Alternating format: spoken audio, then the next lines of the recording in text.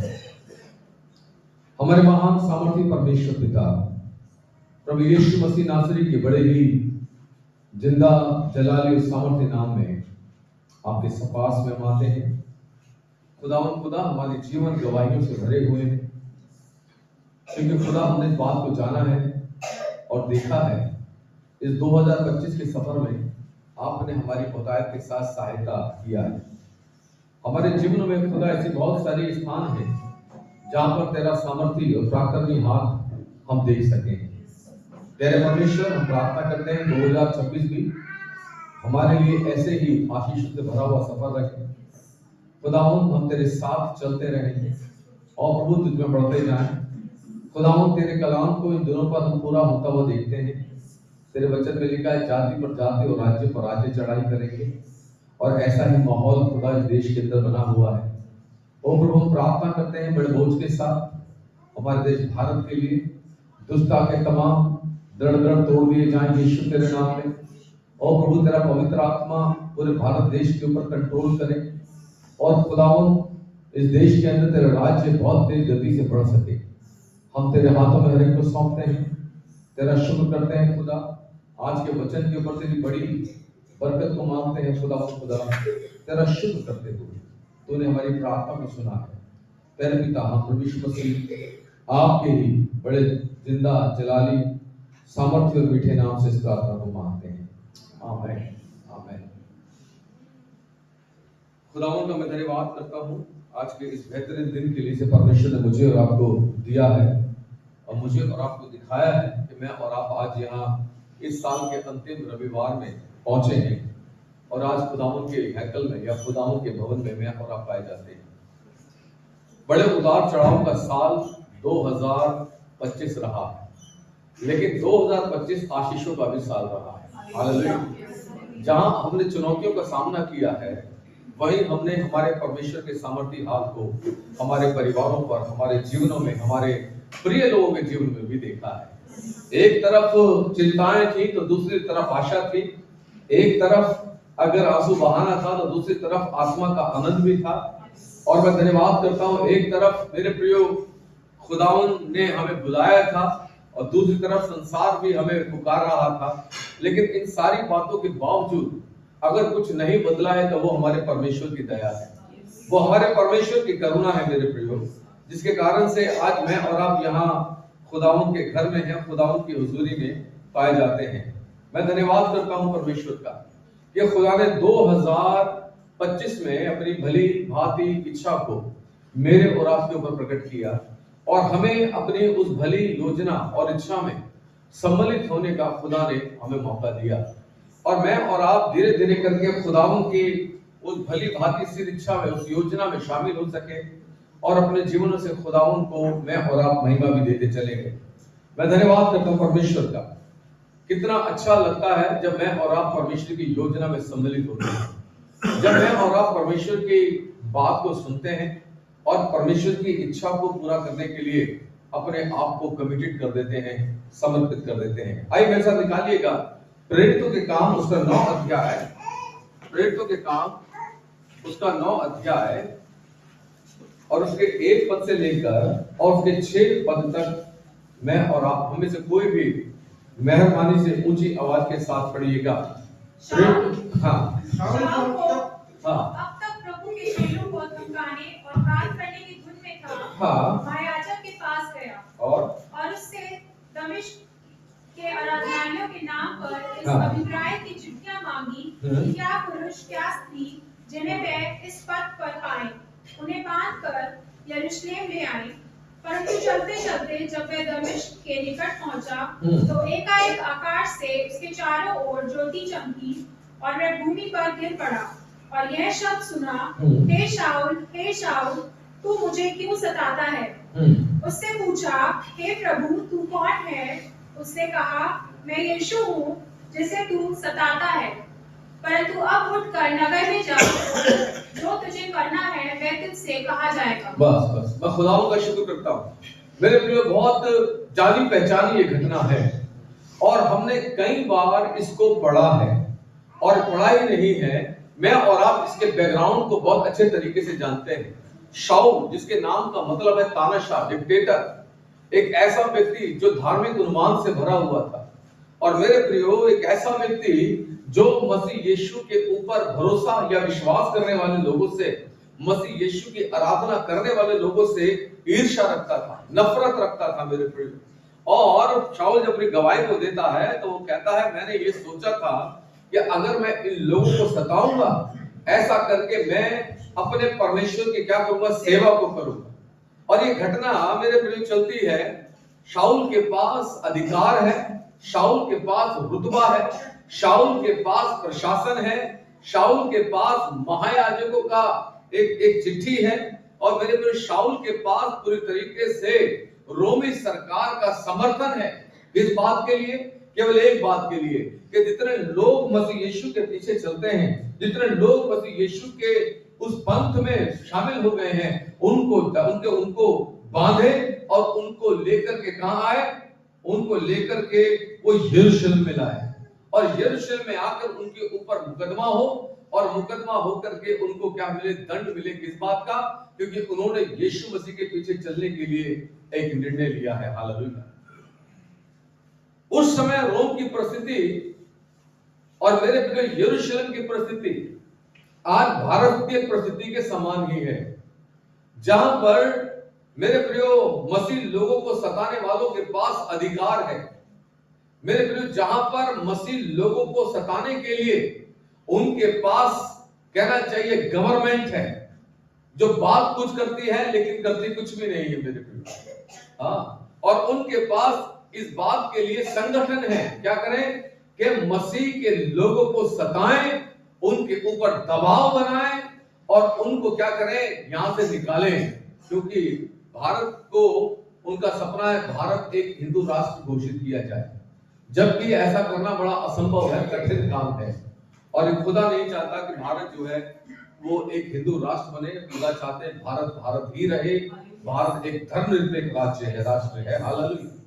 मैं परमेश्वर का धन्यवाद करता हूं। आज सुबह मॉर्निंग में मैं कुछ लोगों के व्यूज देख रहा था जो हरियाणा से थे, और हरियाणा के अंदर मैं वहां पे एक स्थान है, और वहां पर जो क्रिसमस के दिन वहां पर कुछ कट्टरपंथियों ने इस बात को ठाना, हिसार में सुनेगा, कि चर्च के आगे बैठ करके जैसा वो नाच रहे हैं, पाठ कर रहे हैं, ऐसा हम करेंगे, और उनकी सभा को क्या करेंगे, डिस्टर्ब करेंगे। और जब ये बात वहां के कुछ सामाजिक कार्यकर्ताओं को पता लगा, तो उन्होंने क्या करा, उनके खिलाफ वो पुलिस के पास गए, और पुलिस को उन्होंने बोला, भाई इस तरीके से बातचीत है। पुलिस कमिश्नर से मिले, वहां पे जो बड़े अधिकारी थे उनसे मिले, और उन्होंने कहा उन्होंने कोई परमिशन नहीं ली है, हम ऐसा कुछ भी नहीं करने देंगे। और इस तरीके से वहां पे जो लोग थे उन्होंने प्रशासन को सराहा कि प्रशासन जो है मसीह लोगों को आराधना करने के लिए सहायता करेगा, क्योंकि एक साल में उनका एक ही त्योहार आता है। लेकिन जिस दिन 25 दिसंबर आया मेरे प्रियो, उस दिन वहां पर क्या हो गया, वहां पर इन कट्टरपंथी लोगों ने वहां पर जैसा वो करते हैं वैसा बवाल किया, लेकिन वो चर्च में नहीं घुसे, सुनेगा। और इस बात को लेकर के वहां पे जो सामाजिक कार्यकर्ता थे, संगठन थे, वहां जो एक अच्छे रुतबे वाले लोग थे मेरे प्रिय, वो सामने आए और उन्होंने आकर के अपने इंटरव्यू देना शुरू किया। और उन्होंने इस बात को कहा, हमें इस बात का दुख है कि हमसे जो वादा एसपी ने किया, उन्होंने कहा परमिशन नहीं है, हम इनको ऐसा करने नहीं देंगे। जो पुलिस का एसएचओ था उसने कहा हम ऐसा करने नहीं देंगे। वो बड़ा आला अधिकारी थे, उन्होंने मना कर दिया था, लेकिन तो भी क्या हो गया, वहां पर उनको कोई रोकने वाला नहीं था। पुलिस जो है शांत होकर बैठ गई, और वो इस बात को बोल रहे थे, कह रहे थे कि अगर हम सामने नहीं आते तो हिसार में ये सांप्रदायिक दंगे करा देते। और वो बोल रहे थे इस बात के लिए कि बड़े अफसोस की बात है, बड़े दुख की बात है कि सरकार और प्रशासन उसने इनके खिलाफ कोई एक्शन नहीं लिया, बल्कि वो इनको सपोर्ट करते हुए नजर आए। सुनेगा, मुझे एक यहेजकेल का एक पद याद आता है। देखिए जरा, ये यहेजकेल किताब, अगर मैं गलती ना करूं तो मैं आपको बताना चाहता हूं, यहेजकेल की किताब वहां लिखा है उनके हाथों में शक्ति थी। यस, देखिए साहब,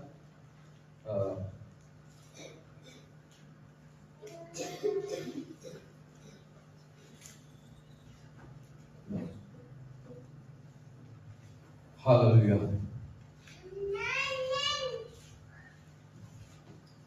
कोई बात नहीं, मैं आपको बताता हूं, वहां लिखा है उनके हाथों में शक्ति थी, अर्थात उनके हाथों में अधिकार था। किस बात के लिए? विश्वासी लोगों को सताने के लिए। हालेलुया। और यहां पर मैं और आप देखते हैं पौलुस, मेरे प्रियो, जिसका नाम शाऊल है, वो चेलों को धमकाने और घात करने की धुन में था। धमकाने और आज यही चल रहा है। क्या हो रहा है? धमकाया जा रहा है।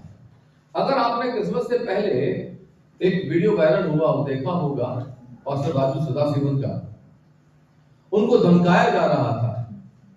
उनके साथ हाथापाई करने की कोशिश की गई। मैंने उनको कॉल किया तो उन्होंने मेरा फोन नहीं उठाया। फिर उन्होंने मुझे मैसेज किया, और जब मैसेज किया तो मैंने उनको व्हाट्सएप कॉल किया।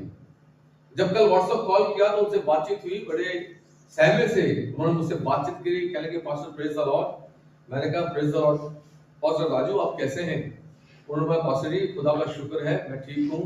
मैंने पूछा ये कहाँ की घटना घटी है? उन्होंने बोला ये हमारे शालीमार गार्डन की घटना है, पास में ही। कुछ लोग ऐसा सोचते थे कलकत्ता से, नो, और कहने लगे ये बांग्लादेशी था। इसके साथ में इस संस्था का उन्होंने नाम लिया। उन्होंने कहा वो लोग थे। मैंने कहा पास्टर राजू आप बिल्कुल चिंता मत कीजिए, हम प्रार्थना में हैं और हम आपके साथ में खड़े हुए हैं। उन्होंने कहा भाई साहब आपका बहुत बहुत थैंक यू, और मैं अभी कोई भी कॉल रिसीव नहीं कर रहा हूँ।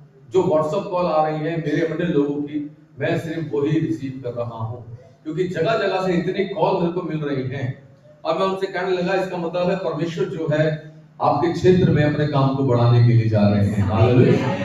मैं धन्यवाद करता हूं परमेश्वर के। शाऊल ने कभी सोचा नहीं था, उसके पास अधिकार था, उसके पास शासन था, मेरे प्रिय, उसके पास सेना की टुकड़ी थी, और वो सेना की टुकड़ी सरकारी फरमान से इसलिए वो दमिश्क जा रही थी, ताकि उस दमिश्क के अंदर जितने भी लोग प्रभु यीशु मसीह के ऊपर भरोसा रखते हैं या विश्वास करते हैं, उन सब को कैद किया जाए, बांधा जाए, और उनको फिर यरूशलेम में लाया जाए, उनको महासभा के सामने खड़ा किया जाए, और वहां खड़े होकर उनके ऊपर मुकदमा लगाया जाए, उनके ऊपर लांछन लगाए जाए, और फिर उनके लिए सजा का प्रावधान किया जाए। अगर आपको याद हो, प्रभु यीशु मसीह ने सुसमाचार में इस बात को कहा, और मेरे नाम के कारण सब लोग तुमसे क्या करेंगे? बैर रखेंगे, और तुम मेरे नाम के कारण राजाओं के सामने खड़े किए जाओगे, इसलिए ताकि उनके ऊपर गवाही हो जाए। और प्रभु ने आगे कहा उस समय तुम चिंता मत करना कि तुम्हें क्या कहना है, क्योंकि जो पवित्र आत्मा है वो तुम्हें बताएगा कि तुम्हें क्या बोलना चाहिए। अब मेरी बात को सुनिएगा बड़े ध्यान से। पवित्र आत्मा किन को बताएगा? क्या सब लोगों को? नहीं, पवित्र आत्मा उनको बताएगा जो आत्मा से भरे हुए हैं। पवित्र आत्मा उनको बताएगा जो खुदा से प्यार करते हैं। पवित्र आत्मा उनको बताएगा जो खुदा के वचन से भरे हैं। पवित्र आत्मा उनको बताएगा जिनका भरोसा वो उनके परमेश्वर पर है, जो इस बात को जान गए हैं कि संसार के अंदर भले ही न्याय कोई भी क्यों ना हो, लेकिन वास्तविक और सर्वोच्च न्याय करने वाला उनका प्रभु परमेश्वर है, जो सिंहासन पर बैठा हुआ है। हालेलुया। वो जो राजाओं के मनों को बदल देता है, वो जो अधिकारियों को शून्य कर देता है, वो जिसके हाथ में हर एक मनुष्य का आत्मा और हर एक मनुष्य का प्राण है। हालेलुया। और उसने अपने वचन में वादा किया है, उसने कहा मैं तुमसे सच कहता हूं, जो कोई मेरे लिए और सुसमाचार के लिए अपने प्राण को खोएगा वो उसको प्राप्त करेगा। हालेलुया। उसने कहा है ओ जो कोई मुझ पर विश्वास करता है गोया वो मर भी जाए तो भी वो जिएगा। हालेलुया। मैं धन्यवाद करता हूं परमेश्वर का। मैं इन सारी बातों के विषय में सोच रहा था। मैं सोच रहा था उस समय की कलीसिया के बारे में, जो कि केवल मुट्ठी भर लोग थे। आज तो भारत पूरे देश के अंदर सबसे ज्यादा पॉपुलेशन जो है प्रभु यीशु मसीह के लोगों की है। हालेलुया। चाहे वो अलग अलग डिनोमिनेशन के क्यों ना हो, लेकिन उस समय पर उनकी संख्या बहुत थोड़ी सी थी, और शाऊल का नाम सुनते ही जो विश्वासी लोग थे, जो कम विश्वास के लोग थे, वो कांप जाते थे, डर जाते थे, वो भाग जाया करते थे। और ऊपर से सरकार उसके साथ में है, सरकार उसको समर्थन कर रही है। ओ पौलुस जा, ओ शाऊल तू जा, इस पंथ के ऊपर जितने लोग पाए जाते हैं उन सबको पकड़ो और उन सबको पकड़ के काम करो, जेल में डालो। कुछ ऐसी ही परिस्थिति आज मेरे और आपके देश में, हमारे देश में लगातार बनती चली जा रही है। लेकिन मैं धन्यवाद करता हूं उस कलीसिया के लिए मेरे प्रियो, क्योंकि खुदा से कुछ छुपा नहीं है और परमेश्वर ने दमिश्क में मेरे प्रियो पौलुस को पकड़ लिया और पौलुस हैरान हो गया। पौलुस के ऊपर अचानक से एक बड़ी रोशनी ज्योति चमकती है और वो भूमि के ऊपर गिर पड़ता है। और जब वो भूमि के ऊपर गिरता है तब उसको एक आवाज आती है। क्या आती है? आय शाऊल, तू मुझे क्यों सताता है? आय शाऊल तू मुझे क्यों सताता है? तू मुझे क्यों सताता है? हमें भूलना नहीं चाहिए प्रभु के लोग और प्रभु की कलीसिया जो प्रभु की देह है उसको सताने का अर्थ क्या है। बाइबल कहती है तू मेरी आंख की पुतली है, और कोई जो तुझे छूता है वो मेरी आंख की पुतली को छूता है। मैं आपको अगर एक बात और बताऊं, आपको याद है उड़ीसा के अंदर एक घटना घटी जिस समय ग्राम स्टेन्स को जला करके मार दिया गया। उस घटना के बाद एक बड़ा तूफान उड़ीसा में आया। मेरे पास उसकी पेपर कटिंग मैंने रखी हुई संभाल करके, क्योंकि उसके अंदर बड़ी खास बातें लिखी हैं, उनको मैंने अंडरलाइन किया है। दुनिया के तमाम मौसम विभाग के कंप्यूटर्स वो सब ये बता रहे थे कि एक बड़ा तूफान, एक बड़ा टॉर्नेडो वो उड़ीसा की तरफ बढ़ रहा है। सारे दुनिया के सारे कंप्यूटर्स। लेकिन बड़े अचंभे की बात यह है कि भारत के कंप्यूटर के ऊपर उसका कोई नामो निशान नहीं था। सुनिएगा, कोई नामो निशान नहीं था। और जब कोई नामो निशान नहीं था और जैसे ही उस टॉर्नेडो ने, उस तूफान ने उड़ीसा को हिट किया, मेरे विरुद्ध तबाही मचा दी। भारत की सरकार, भारत के लोग उस तूफान के लिए तैयार नहीं थे। क्यों? उन्हें पता ही नहीं था, वो दिखाई नहीं दे रहा था। दुनिया के अलग अलग देशों के कंप्यूटर्स के ऊपर वो दिख रहा था कि हां तूफान आ रहा है। और मैं धन्यवाद करता हूं, मैंने इस बात को जान लिया, ये बड़ा काम परमेश्वर का है। हालेलुया। क्योंकि न्याय करना उसका काम है और उसने अपने लोगों से कहा है तुम पलटा मत लेना, क्योंकि पलटा लेना जो है वो मेरा काम है। और मैं धन्यवाद करता हूं इस बड़े सताव के पीछे जो परमेश्वर का न्याय और जो परमेश्वर की योजना आ रही है, वो तमाम बड़े बड़े अधिकारियों, राजनेताओं और तमाम कंप्यूटर से छुपी हुई है। हालेलुया।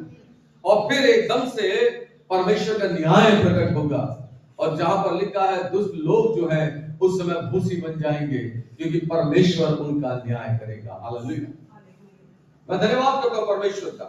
आवाज आती है, आय शाऊल तू मुझे क्यों सताता है? और वो कहता है तू कौन है जिसको मैं सताता हूं? और आवाज आती है, ओ मैं यीशु हूं जिसको तू सताता है। हालेलुया। धन्यवाद कीजिए क्योंकि खुदावन मेरे और आपकी ओर से बोलता है। हमारा खुदा हमारी ओर से लड़ता है मेरे प्रियो। ओ निर्गमन 14:14 कहता है तुम चुपचाप रहो, तुम शांत रहो, क्योंकि तुम्हारा परमेश्वर तुम्हारी ओर से लड़ता है। हालेलुया। ओ धन्यवाद है मेरे प्रियो। आज अगर हम दुख सहते हैं, समस्या सहते हैं, तो याद रखिए ये बातें परमेश्वर से छुपी हुई नहीं है। ये सारी बातें खुली हैं, ये सारी बातें बेपर्दा हैं और एक दिन ये सारी बातें मेरे प्रियो सामने आकर के खड़ी हो जाएंगी। हालेलुया। सामने आकर खड़ी होंगी। मैं धन्यवाद करता हूं क्योंकि छठा पद हमारा मुख्य पद है और वहां पर लिखा है परंतु अब उठकर कहां जा? नगर में जा। और दूसरे बात, और जो कुछ तुझे करना है क्या होगा? वो तुझसे कहा जाएगा। मेरे प्रियो ये वचन, परमेश्वर का ये वचन केवल शाऊल के लिए नहीं, ये मेरे और आपके लिए भी है। खुदावंद कहता है उठ और उठकर नगर में जा, और जो कुछ तुझसे कहा जाएगा, क्या होगा? जो कुछ उससे कहा जाएगा तुझको वो करना है। इसका मतलब मेरे प्रियो, पौलुस को तैयारी करनी थी इस बात की कि परमेश्वर की आवाज को सुन सके, ताकि परमेश्वर जब उससे बोले तो वो समझ सके। हालेलुया। सुनेगा, आज परमेश्वर मुझे और आपको देख करके इस बात को कहते हैं, क्या कहते हैं? और तुझसे कुछ करना है और मैं तुझको वो बताना चाहता हूं कि जो तुझे करना होगा। लेकिन तो भी मेरे प्रियो, हम एक कान से सुनते हैं और दूसरे कान से उस बात को क्या करते हैं? निकाल देते हैं। बाइबल कहती है परमेश्वर मनुष्य से एक नहीं परंतु 2 बार बातें करता है, और इसलिए बात करता है कि वो उसको उस विनाश के गड्ढे में जाने से, उस कब्र में जाने पड़ने से बचा ले। और खुदा लगातार मुझसे और आपसे बात करता है। खुदा चाहता है कि जो वो कहे हम उसकी इच्छा को पूरा करने वाले बन सके। और इसलिए आज जो भजन का हमने पढ़ा 143, उसमें 2 बार दाऊद ने इस बात को कहा, मुझे सिखा कि मैं तेरी इच्छा को कैसे पूरा करूं, मुझे सिखा, और जिस मार्ग पे मुझे चलना है मुझको बता दे। हालेलुया। देखिए 10 पद को पढ़ेंगे। मुझको ये सिखा कि मैं तेरी इच्छा को कैसे पूरी करूं। हाँ, मैं तेरी इच्छा को कैसे पूरा करूं। और आगे लिखा है क्योंकि मेरा परमेश्वर तू ही है। Oh, because you are my God. Teach me. Teach me. How can I fulfill your will? मैं तेरी इच्छा को कैसे पूरा कर सकता हूं, मुझे सिखा। और फिर वो कहता है क्यों? क्योंकि तू मेरा क्या है? परमेश्वर है। मेरे प्रियो, आज खुदा मेरे प्रियो मुझसे और आपसे चाहता है कि मैं और आप 2025 के जब अंतिम रविवार में आए हैं तो हम अपने आप को एक बार देखें, क्या वास्तविकता में हमने परमेश्वर की इच्छा को पूरा किया है, या क्या मैंने और आपने वास्तविकता में परमेश्वर की आवाज को सुना है। और अगर मैंने और आपने 2025 में परमेश्वर की इच्छा को पूरा नहीं किया है तो हम परमेश्वर से कह सकते हैं दाऊद के समान, मुझे सिखा कि मैं तेरी इच्छा को 2026 में किस तरीके से पूरा कर सकता हूं। एक प्रश्न चिन्ह है मेरे प्रिय। एक बड़े अच्छे फिलोसोफर हैं, वो कहते हैं परमेश्वर की इच्छा को जानने के लिए सबसे पहला काम क्या है? सबसे पहला काम, और सबसे पहला काम ये है, पहली शर्त है कि हम परमेश्वर के पास में जाएं। बिना परमेश्वर के पास जाए ना तो आप उसकी आवाज को सुन सकते हैं, ना ही उसकी इच्छा को जान सकते हैं। हालेलुया। हम परमेश्वर के पास जाएं। दाऊद परमेश्वर के पास गया और दाऊद ने परमेश्वर से कहा, मुझे सिखा परमेश्वर, मुझे सिखा कि मैं तेरी इच्छा को कैसे पूरा करूं। मुझे और आपको भी आज यही करने की जरूरत है कि 2026 में हम खुदा के पास अभी से जाना शुरू करें और कहें, परमेश्वर मेरी सहायता कर, मुझे सिखा, मुझे बता कि 2026 में मैं तेरी इच्छा को कैसे पूरा कर पाऊं, जबकि 2025 में मैं तेरी इच्छा को पूरा करने में असफल हो गया हूं। मुझे सिखा। और मेरे प्रियो, एक और बड़ी बात, अगर परमेश्वर की इच्छा को पूरा करना है तो फिर अपने स्वयं की इच्छा को मारना पड़ेगा। और जब तक आप अपने स्वयं की इच्छा को नहीं मारेंगे, आप परमेश्वर की योजना को, आप परमेश्वर की इच्छा को कभी भी पूरा नहीं कर पाएंगे। ये एक चैलेंज है मेरे और आपके लिए कि इस 2025 के अंतिम रविवार में खुदा हमें रिमाइंड करा रहा है, उसका आत्मा हमें स्मरण दिला रहा है कि हम उसकी इच्छा को 2026 में पूरा करने के लिए अपना 100% देने के लिए तैयार हैं। अन्यथा मेरे प्रियो 2025 जैसे चला गया और जो आशीषें हमको प्राप्त करनी थी, सुनिएगा मेरी बात को ध्यान से, जो आशीषें मुझे और आपको मिलनी चाहिए थी, जो आशीषें हमें 2025 में खुदा ने मेरे और आपके लिए रखी थी,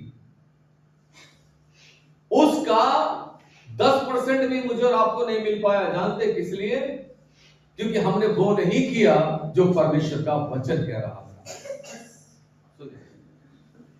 और इसीलिए तैयारी कीजिए, क्योंकि मेरे प्रिय परमेश्वर का वचन कहता है रोमियो की पत्री 12 अध्याय 1 से 3 पद में, जहां पर पौलुस कहते हैं, इसलिए मैं तुम्हें परमेश्वर की दया स्मरण दिलाकर विनती करता हूं कि क्या अपने शरीरों को जीवित, पवित्र और परमेश्वर को भावता हुआ बलिदान करके चढ़ाओ, यही तुम्हारी आत्मिक सेवा है। क्या सेवा है? अपने शरीर को जीवित, अपने शरीर को पवित्र और अपने शरीर को भावता, परमेश्वर को भावता हुआ बलिदान करके चढ़ाओ, यही तुम्हारी आत्मिक सेवा है। आध्यात्मिक सेवा, सेवा कई प्रकार की होती है मेरे प्रियो, परमेश्वर का वचन बताता है 5 प्रकार की सेवाओं के बारे में, जिसको हम फाइवफोल्ड मिनिस्ट्री बोलते हैं। इफिसी की पत्री में बड़ी दृढ़ता के साथ बताया गया है मेरे प्रियो। लेकिन तो इन सबसे ऊपर परमेश्वर चाहते हैं कि मैं और आप आध्यात्मिक सेवा को करें, जिसके अंदर हम अपने आप को जांचें और खुदावंद के पास लाएं। और मेरे प्रिय खुदावंद का धन्यवाद, जैसे ही मैं और आप ये करने लगते हैं, हम परमेश्वर की इच्छा को पूरा करने के लिए एक अप्रूवल को प्राप्त कर लेते हैं। और आगे लिखा है, आगे चलते हैं, इस संसार के सदृश ना बनो, परंतु तुम्हारे मन के नए हो जाने से तुम्हारा चाल चलन भी बदलता जाए, जिससे तुम परमेश्वर की भली और भांति और सिद्ध इच्छा अनुभव से मालूम कर। जब तक चाल चलन नहीं बदलेगा, जब तक व्यवहार नहीं बदलेगा, तब तक परमेश्वर की इच्छा को जानना दैट्स इम्पॉसिबल। याद रखिएगा, वो संभव नहीं है।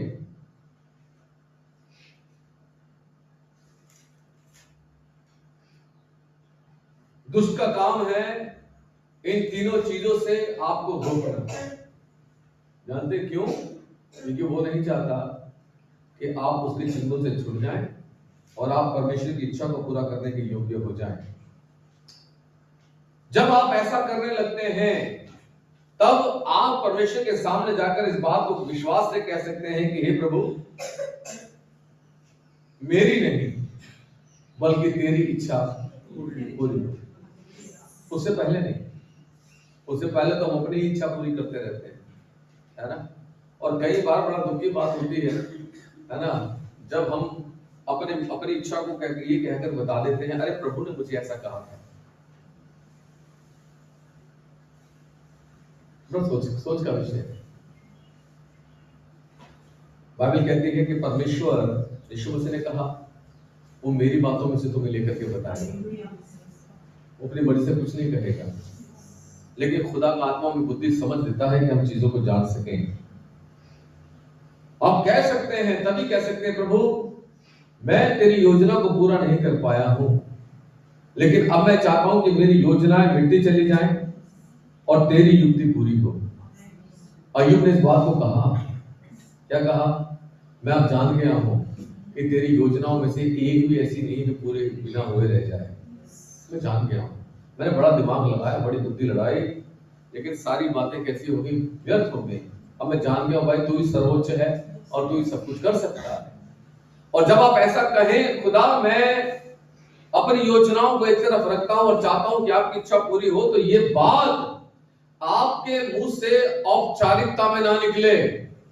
मतलब अरे ये बोल रहा है तो मैं भी बोल देता हूं, बोलने में क्या जा रहा है, ये पादरी साहब जबरदस्ती का है, कह जाने बोलो बोलो बोलो, नहीं बोलेंगे तो बाद में पकड़ लेंगे, है ना। एक दूसरे से डरकर नहीं, ये बात आपके दिल की गहराई से आनी चाहिए। जानते क्यों? क्योंकि परमेश्वर हमारे मन को जांचते हैं। हम वर्बली बहुत सारी बातें बोलते थे, ऐसा है वैसा है वो, लेकिन दिल से क्या है? फरीसी शास्त्री ये तो कर रहे थे, इसलिए यीशु मसीह ने उनसे कहा इनके खमीर से चौकस करो। है ये बड़ा बोझ लाद करके दूसरे के कंधों पर रखना चाहते हैं, लेकिन अपनी उंगली से क्या होता है? उसको सरकाना भी नहीं चाहते।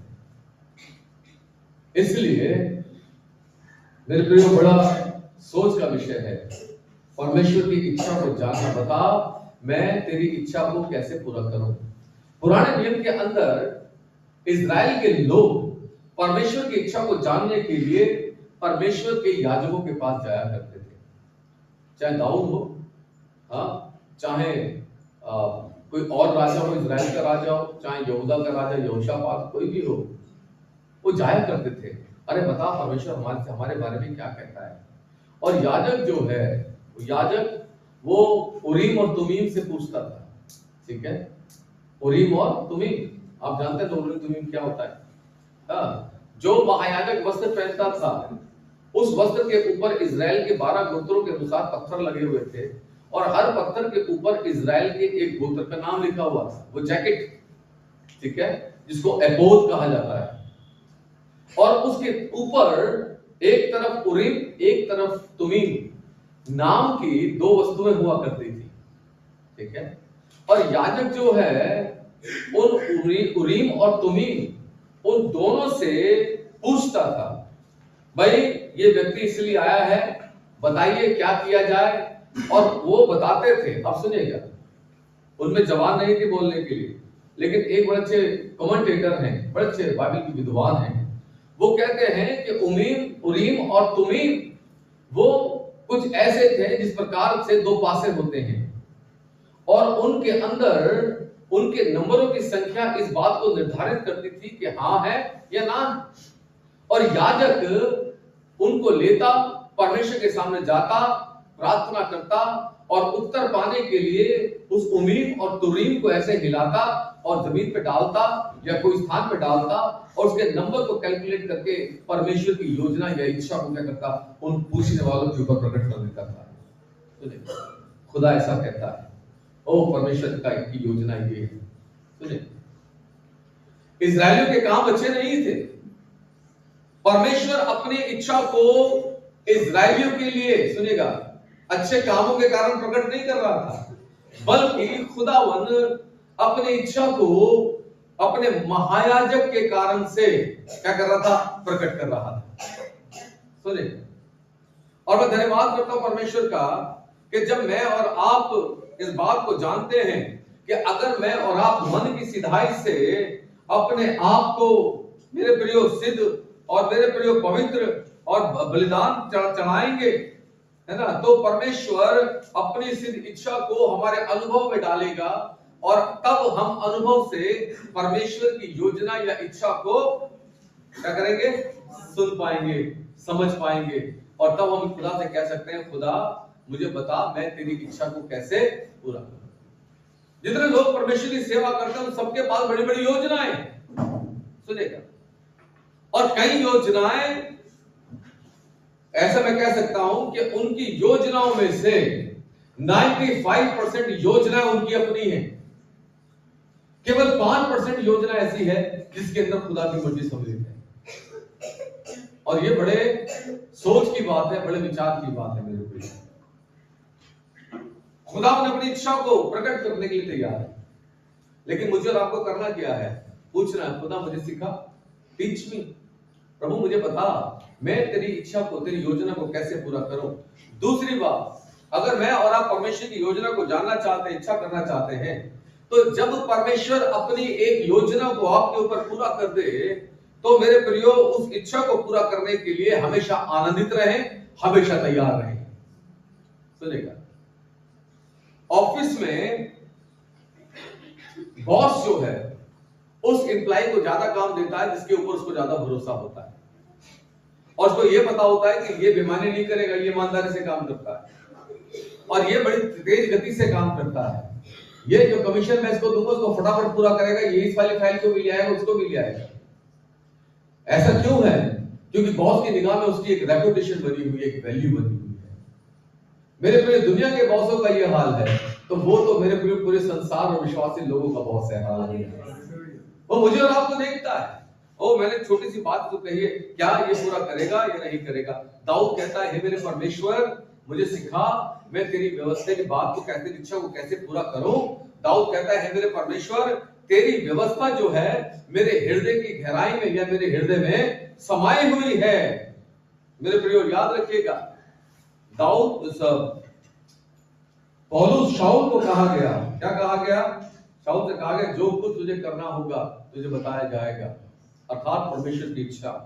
और मैं और आप इस वर्तमान युग में जो एक माइक्रोवेव का युग है, एक अत्याधुनिक तकनीक का युग है ना, युग है, उस युग में मैं और आप परमेश्वर की इच्छा को तुरंत नहीं जान सकते हैं। हाँ, मैं और आप उसकी योजना को जानने के लिए तैयारी कर सकते हैं, और उसकी योजना को जानने के लिए मुझे और आपको अपने प्रभु को सर्वोच्चता के ऊपर रखना पड़ेगा। सांसारिक मित्रों और सांसारिक संबंधों से ऊपर हमें कहां रखना पड़ेगा? परमेश्वर को यहां टॉप पर। और अगर मैं और आप उसको अपने जीवन में और अपनी इच्छाओं में टॉप पर, अपने संबंधों में टॉप पर रखेंगे, तो परमेश्वर भी आपको कहां रखेगा? टॉप पर रखेगा। किन बातों में? आशीषों में, पहली बात। दूसरी, रेवल्यूशन में। तीसरी चीज, अपनी अद्भुत शांति में। मेरे प्रियो, चौथी चीज, अपना गवाह बनाने में। हालेलुया। और पांचवी चीज, अपने आत्मा के वरदानों से भरने के लिए, है ना। और खुदा की योजना ये है क्या कि मैं और आप उसको टॉप पर रखें, तो वो भी क्या रखे? हमें टॉप पर रखे। हालेलुया। बड़े से फिलोसोफर हैं, वो कहते हैं हमें प्रतिदिन अपने परमेश्वर के सामने जाना पड़ेगा। दिन की शुरुआत करने से पहले उसे कहना पड़ेगा, हे मेरे परमेश्वर मुझे जांच और मुझे देख, क्या मेरे दिल में कुछ ऐसा है जो आपको दुखी करता है, उस बात को मेरे पर प्रकट कर। और लिखा है, जब तक आप ऐसा नहीं करेंगे तब तक आप इस बात को साबित नहीं कर पाएंगे या नहीं जान पाएंगे कि परमेश्वर की भली और सिद्ध योजना आपके विषय में क्या है।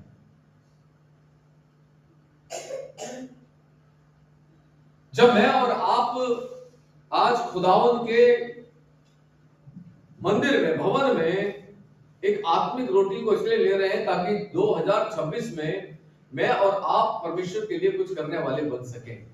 सुनेगा, है ना? नहीं तो मैं आपको बता दूं, चर्च जो है वो कोई पिकनिक स्पॉट नहीं है।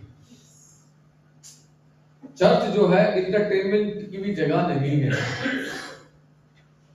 चर्च गंभीरता से अपने आप को परमेश्वर के साथ मिलाने की जगह है। चर्च वो जगह है जहां पर आकर के आपका जीवन पवित्र आत्मा और वचन के द्वारा परिवर्तित होता है, जहां पर आप अपने आजमाइशों के ऊपर जयवंत होने के लिए परमेश्वर के पवित्र आत्मा से सामर्थ्य को प्राप्त करते हैं, और आप अपने निर्बलताओं को खुदावन के सामने उड़ेलते हैं और खुदा से कहते हैं, खुदा मेरी सहायता कर। और फिर मैंने कहा कि प्रतिदिन की शुरुआत में प्रभु के सामने जाकर के ये कहना पड़ेगा, खुदावन मैं असफल हो गया हूं, जरा मेरे हृदय को जांच, मेरे हृदय को देख, क्या मेरे हृदय के अंदर कुछ ऐसा है जो आपको दुखी करता है ना। पौलुस कहता है दूसरा कुरिन्थियों में, बताओ किसकी निर्बलता से मैं दुखी नहीं होता हूं। मैंने अपनी पीठ पर 5 बार 39 घोड़ों को खाया है। जहाज जिनके ऊपर मैं बैठा वो टूट गए। मैंने कितना समय समुद्र में रात दिन बिताया है। एक ही चिंता क्या? कलीसिया। मैं कैसे कलीसिया को एक कुमारी के समान मैं परमेश्वर के पुत्र यीशु मसीह को उसकी दुल्हन होने के लिए सौंप दूं। सुनेगा, ये सेवा जो है ये आनंद की सेवा नहीं है, ये दुख की सेवा है, ये आंसुओं की सेवा है। और इसको आसान मत समझिए।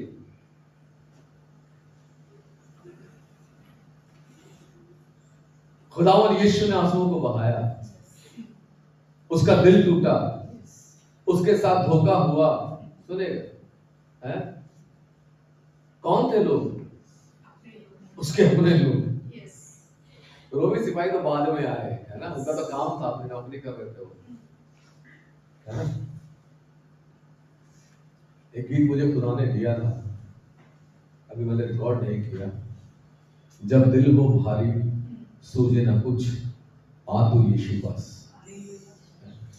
जो कह ना पाए जाने वो सब, आ तू यीशु पास।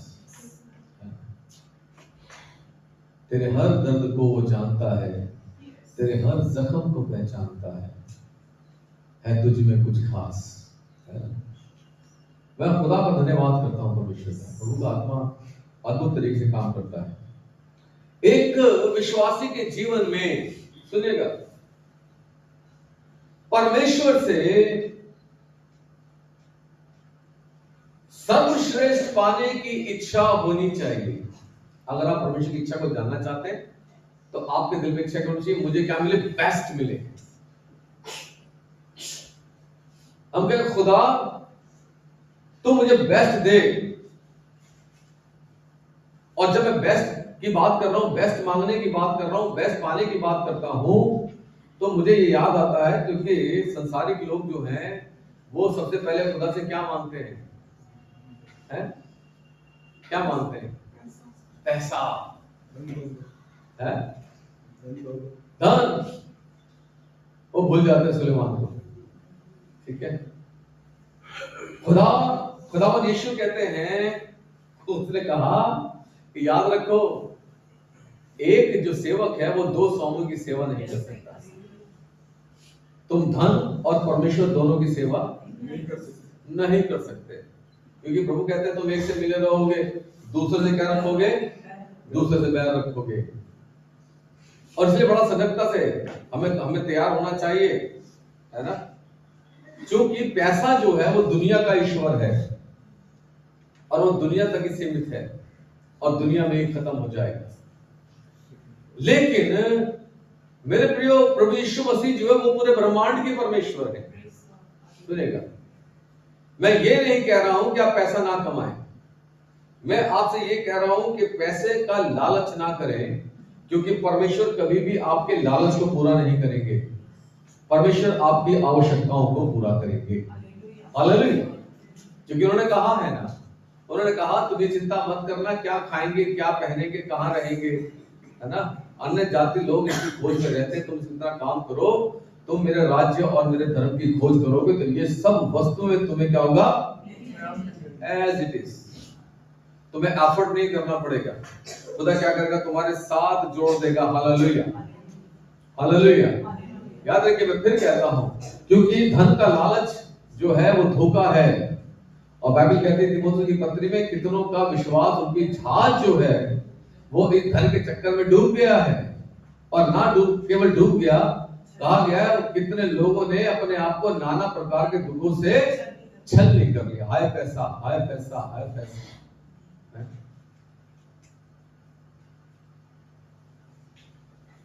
मेरे दिमाग में एलिया के बारे में कुछ बातचीत आई। सुनिएगा, जब एलिया भागा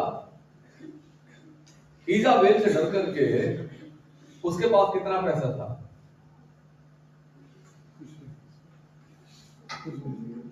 कुछ भी नहीं था।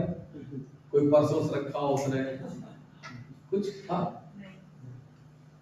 उसने ये भी नहीं सोचा कि अपनी जान बचा के भाग रहा हूं, अभी मैं जाऊंगा कहां, खाऊंगा क्या, कहां रहूंगा, है ना। लेकिन खुदा की योजना कितनी जबरदस्त थी। यिर्मयाह जब अपनी जान बचा के भागा, सुनेगा, तब क्या हुआ? यिर्मयाह भूखा सोया हुआ था, स्वर्गदूत आता है, कहता है, ओ उठ यिर्मयाह, ये रोटी खा, और देखिए तेरे लिए पानी पहले से इंतजाम करके रखा है मैंने, पानी पी, क्योंकि तुझे अभी 40 दिन की यात्रा करना है। सुनिएगा, एलिया किधरों नाम नाले में पहुंच गया, है ना, सोचा भी नहीं क्या होगा। खुदा कहता है, बेटा मैं यहां भी खिलाऊंगा तेरे को, है ना, बस तू क्या कर, मेरी सेवा करता रहे। परमेश्वर अपने वायदों में सच्चे हैं मेरे प्रियो, और मैं धन्यवाद करता हूं कि खुदा मुझे और आपको उत्साहित करते हैं, प्रेरित करते हैं। नीति वचन 3:5 कहता है कि तुम अपनी समझ का सहारा मत लेना, वरन संपूर्ण मन से क्या करना। अगर मैं और आप संपूर्ण मन से परमेश्वर के ऊपर भरोसा रखना और करना सीख जाएंगे, मेरे प्रियो, मैं और आप अपनी प्रार्थनाओं का उत्तर रिसीव करना सीख जाएंगे। जानते हैं आज बहुत सारी प्रार्थनाओं का उत्तर क्यों नहीं मिलता है? भरोसा नहीं है, विश्वास नहीं है, ठीक है। और इसलिए क्या होता है, उनकी प्रार्थनाएं रुक जाती हैं। एक बड़े फिलोसोफर कहते हैं, बिना विश्वास और पवित्रता के परमेश्वर की इच्छा को जानना असंभव है ना। हम अपने समझ का सहारा ना लें, बल्कि नीति वचन 3:6 कहता है, वहां लिखा है, उसी को स्मरण करके सब काम करना। तब क्या होगा? तब वो तेरे लिए क्या करेगा? सीधा मार्ग निकालेगा, सीधा मार्ग, है ना। यशाया, जब निकालिए यशाया की किताब, एक दो पद पढ़ेंगे, फिर मैं प्रार्थना करूंगा आपके लिए, ठीक है।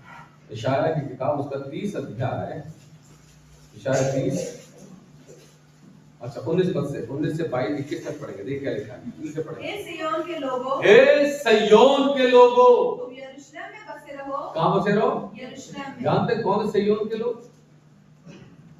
वे जिनको खुदा ने अपनी उपस्थिति में बुलाया है, वे जो जानते हैं कि जब यहां से जाएंगे हम कहां जाएंगे। वचन कहता है, हे सिय्योन के लोगों, क्या करो? तुम यरूशलेम में बसे रहो। कहां बसे रहो? यरूशलेम में। मतलब मैं और आप तो भारत में रहते हैं, यहाँ तो यरूशलेम नहीं है। ओ, यरूशलेम का मतलब जहां परमेश्वर की उपस्थिति है। इसका मतलब मैं और आप कहां बसे रहे? परमेश्वर की उपस्थिति में। तब क्या आगे लिखा है? तुम फिर कभी ना रहोगे। अगर तुम परमेश्वर की उपस्थिति में रहोगे तो फिर तुम कभी ना रहोगे। आगे लिखिए। मैं तुम्हारी दुहाई सुनते ही तुम पर निश्चय, वो तुम्हारी दुहाई सुनते ही निश्चय तुम्हारे ऊपर क्या करेगा? अनुग्रह करेगा। अनुग्रह करेगा, अगर तुम सिय्योन में बसे रहोगे। आगे आगे क्या लिखा है? सुनते ही तुम्हारी मानेगा। वो तुम सुनते ही तुम्हारी मानेगा। चाहे प्रभु तुम्हें विपत्ति की रोटी और चाहे तुम्हें विपत्ति की रोटी और दुख का जल भी दे। सुनेगा? तुम्हारे उपदेशक हाँ, फिर न छिपे और तुम अपनी आंखों से अपने उपदेशकों को देख। चाहे प्रभु तुम्हें क्या दे? विपत्ति की रोटी दे। आप जानते ना मेरे प्रियो, शमूएल की किताब के अंदर, शमूएल ये होना चाहिए, जहां पर गिदोन है, न्यायों की किताब, न्यायों की किताब के अंदर लिखा है, इस्राएल के लोग बड़ी दुर्दशा में थे। वो अपनी खेती बाड़ी करते थे, अमालेकी आते, मोआबी आते, चढ़ाई करके सब ले जा रहे थे। और गिदोन भी अपने अंदर को झाड़ रहा था कि छुपा के रखे, किसी को पता ना चले। अरे मेरा परिवार तो चलना चाहिए ना, ठीक है। विपत्ति की रोटी खा रहे थे, डर डर के पानी पी रहे थे। खुदा सिखा रहा था, सीखो, है ना। बड़ी फिजूल खर्ची करते हो, सीख लो जरा, कुछ बचा के भी रखना सीखो, है ना। और तब यहां बाइबल कहती है, वो चाहे तुम्हें विपत्ति की रोटी और दुख का जल भी दे, तो भी क्या है? तुम्हारे उपदेशक फिर ना छिपे और तुम अपनी आंखों से अपने उपदेशकों को देखते रहोगे। अरे उपदेशकों को देखते हैं या उपदेशकों की सुनते हैं? अरे बताओ भाई। सुनते हैं, उपदेश देता है। मैं अपना मुंह बंद करता हूँ, आप मुझे देखो, मुझे बताना मैंने क्या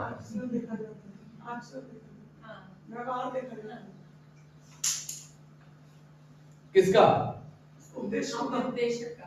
अच्छा, उपदेशक का क्या मतलब है? परमेश्वर का, जो हमें सिखाने वाले हैं, जो उपदेश देते हैं, जो उपदेश देते हैं।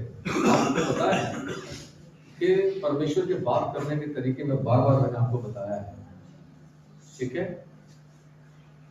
परमेश्वर अपने लोगों को बड़े डिफरेंट तरीके से भी सिखाते हैं, ठीक है, बड़े डिफरेंट तरीके से।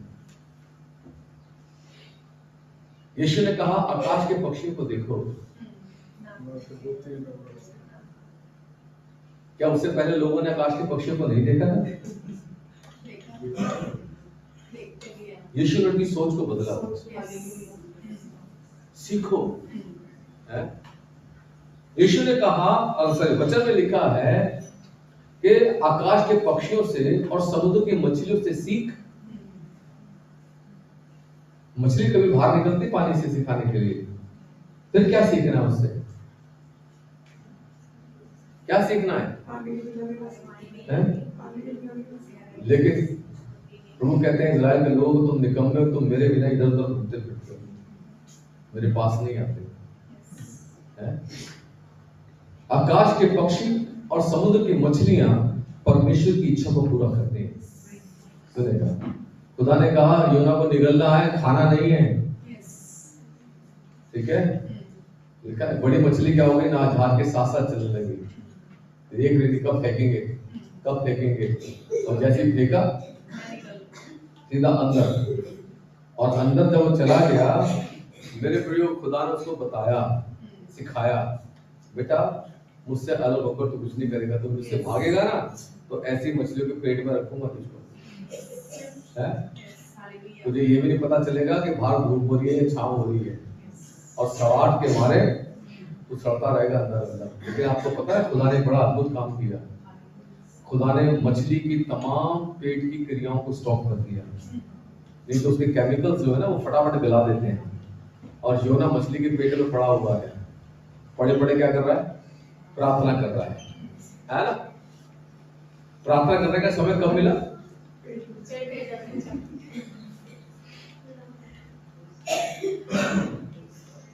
सोचिएगा जरा, है ना? जो वो परेशानी होती है तो परेशानी में होते हैं। खुदावन ये तो कहते हैं यीशु मसीह में, चलो से जागो, अरे प्रार्थना करते रहो ताकि तुम परीक्षा में ना पड़ो। जो प्रार्थना नहीं करेगा ना, क्या लगेगा? वो आजमाइशों में गिरेगा।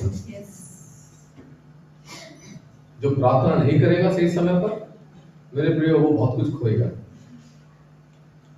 और आज मैं और आप ये बात कर रहे हैं कि मैं और आप परमेश्वर की इच्छा को कैसे जाने। इस दुनिया के अंदर भटकाने के लिए बहुत सारी चीजें हैं, स्वयं की अभिलाषाएं, इच्छाएं, और मेरे प्रिय दुनिया का आकर्षण, वो हमें रास्तों से क्या करता है? भटका सकता है। अरे क्या संडे को तुम चल जा रहे हो, देखो कितनी अच्छी पिक्चर लगी हुई है, ठंड बहुत पड़ रही है। अरे ठंड बहुत पड़ रही है, बिस्तर छोड़ के कौन जा रहा है? ये पागल तो पागल हो गया है। अगर तू नहीं जाएगा तो बोलता कुछ फर्क पड़ने वाला है? कुछ नहीं। कहते हैं ना, मन में ये बात आती है ना। भटकाने के लिए बहुत कुछ है मेरे लिए। लेकिन यहाँ यशाया की किताब में जब मैं और आप 21वें पद में जाते हैं 20 को पढ़ते हैं, चाहे प्रभु तुम्हें विपत्ति की रोटी और दुख का जल भी दे, तो भी तुम्हारे उद्देश्य फिर न छुपे, और तुम अपनी आंखों से अपने उपदेशकों को देखते रहोगे। जानते हैं, सीखने के लिए, क्योंकि मैंने कहा, दाऊद कहता मुझे सिखा, मैं तेरी इच्छा को कैसे पूरा करूं। ना केवल कान को खुला रखना है, बल्कि अपनी आंखों को भी क्या रखना है? खुला रखना है ना? खुदा हमें हर तरीके से ट्रेन करना चाहते हैं, सिखाते हैं। और फिर आगे लिखा हुआ है, जब कभी तुम दाहिने या बाएं ओर बढ़ने लगो, तब क्या होगा? तब तुम्हारे पीछे से ये वचन कहाँ आएगा? तुम्हारे कानों में पड़ेगा। क्या वचन है? मार्ग यही है। क्या है? मार्ग यही है। This is the way. इसी पर चलना। किस पर चलना है? इसी पर चलना। मार्ग यही है। मार्ग यही है। अरे बाइबल उठा के बोलिए, मार्ग यही है। मार्ग यही है। इसी पे चलना है। अगर इस पे चलेंगे तो मैं और आप इस योग्य हो जाएंगे कि परमेश्वर की योजना को पूरा कर सकें। मैं और आप इस योग्य हो जाएंगे परमेश्वर की इच्छा को जान सकें। मैं और आप इस योग्य हो जाएंगे 2026 में मैं और आप कुछ लेकर के अपने प्रभु के पास आ सकते हैं। और अगर हम इग्नोर करते रहेंगे, मैं आपको बताऊंगा, आप अपनी छोटी अभिलाषाओं को पूरा करने के लिए परमेश्वर से मिलने वाली बड़ी आशीषों को खो देंगे। चुनाव मेरे आपके हाथ में, हमें क्या करना है? हाँ? खुदा कहता है कि मैं चाहता हूँ मेरा हर एक बच्चा मेरी आवाज को सुनने वाला बन जाए। खुदा कहता है मैं चाहता हूँ कि तुम मेरी इच्छा को पूरा करने वाले बन जाओ, जैसे मेरे पुत्र यीशु मसीह ने मेरी इच्छा को पूरा किया, और ऐसे ही तुम भी मेरी इच्छा को पूरा कर सको और इस पृथ्वी के ऊपर मेरे नाम की महिमा कर सको। सो गॉड ब्लेस यू। खुदा हम सबको आशीष दे। आइए हम प्रार्थना करेंगे। समर्थ पिता, हम प्रभु यीशु मसीह के नाम में आपके पास में बड़े दिल से तेरी शुक्रगुजारी करते हैं। हम तेरा धन्यवाद धन्यवाद और धन्यवाद करते हैं प्रभु जी, आपकी बड़ी दया, आपके अनुग्रह के लिए। आपने संभाला, आपने चलाया, हम आपके निहायत शुक्रगुजार हैं। खुदा तेरे हाथों में हर एक को सौंपते हैं। आज के वचन पर तेरी बड़ी आशीष हो खुदा, और प्रभु तू हमें तैयार कर कि हम प्रभु जी तेरी इच्छा को पूरा करने के योग्य बन सके। हमारी कमियों को आप जानते हैं, हमारी गलतियों को आप जानते हैं, हमें दृढ़ता दें, क्योंकि खुदा हम उसको प्राप्त करना चाहते हैं जो हमारे लिए सर्वश्रेष्ठ है।